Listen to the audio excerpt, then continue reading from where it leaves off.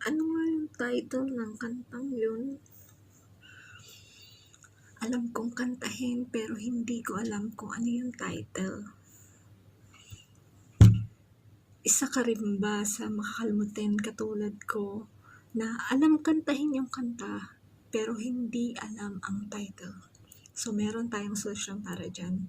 So, keep on watching and enjoy!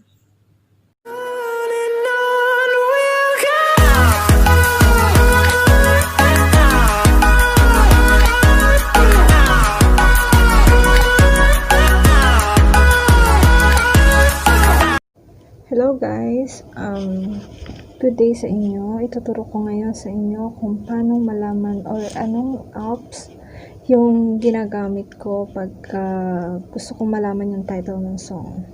Kasi kadalasan, kunyari nasa sasakyan ako, ang ganda ng song pero hindi ko matandaan kung ano yung title. So, tuturuan ko kayo kung anong apps yun. First, pupunta muna tayo sa Play Store. Tapos, ida-download natin ang Sound Hunt. Then, install. Antayin lang po natin. Mag-antay tayo hanggang sa mag-download na siya. Okay. So, malapit na.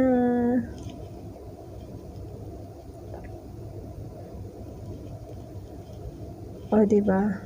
Ang tagal.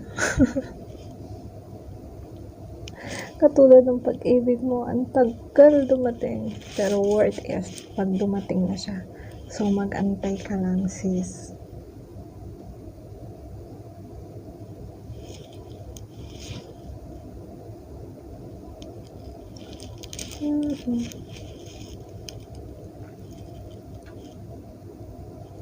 Minsan may mga bagong kanta na ang ganda-ganda kasi niya ba, tapos para bang nakaka-relate ka, tapos gustong-gusto mo na siyang pakinggan every minute or every day, pero hindi mo alam kung ano yung title. So, itong apps na to, ito yung bagay sa'yo.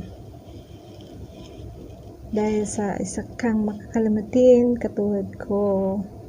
So, just open.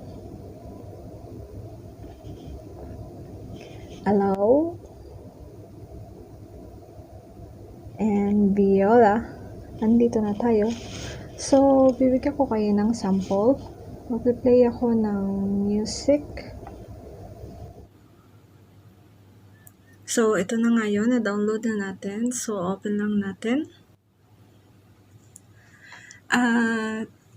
Bibigyan ko kayo ng sample. So, mag-play ako ng isang music. At hindi ko alam ang title nito. So, open tayo ng music.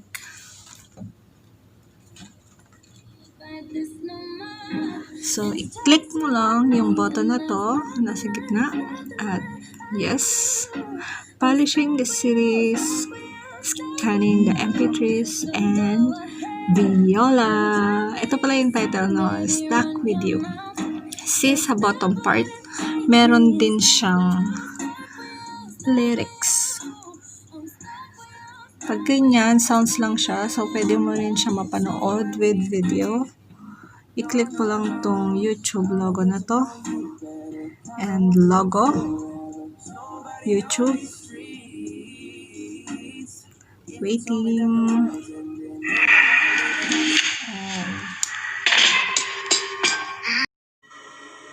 O, diba? Ayan na siya. Pwede na kayong mag-video okay kasama ang idol nyo na si Rihanna. Or ang iba nyo pang idol na singer. Inalis ko yung sounds kasi baka ma-copyright ako. Thank you for watching. Enjoy!